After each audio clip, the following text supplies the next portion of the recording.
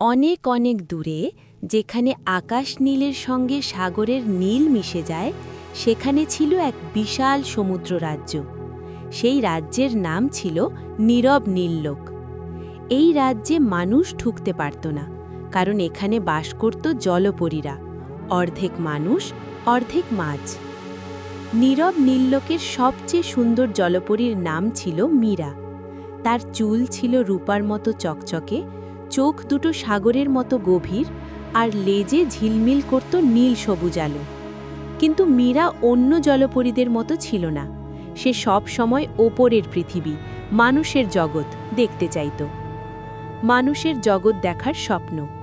প্রতিদিন রাতে মীরা সমুদ্রের ওপর ভেসে উঠে দূরের জেলেদের নৌকো, আলো জ্বলা গ্রাম আর চাঁদের আলোয় নাচা ঢেউ দেখত।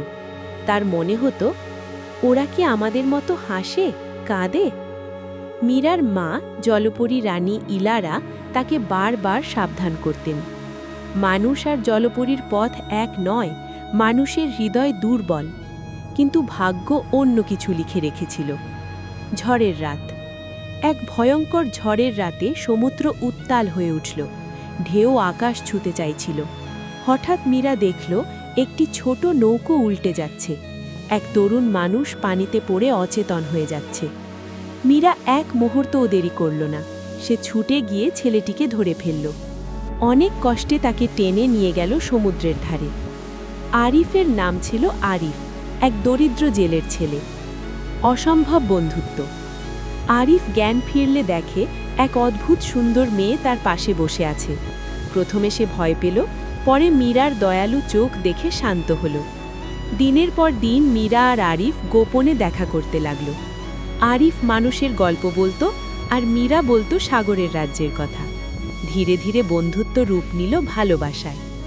নিষেধ আর বিপদ। কিন্তু এই ভালোবাসা ছিল নিষিদ্ধ। জলপরী রাজ্যের জাদুকর কালো নেমি সব কিছু জেনে গেল।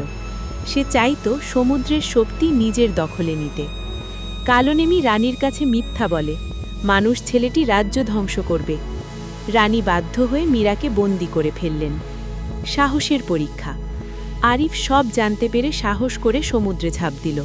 সে জানত না কিভাবে বাঁচবে, তবু ভালোবাসার শক্তিতে সে এগিয়ে গেল। ঠিক তখনই সাগরের প্রাচীন দেবী নীলা মাতা আবির্ভূত হলেন।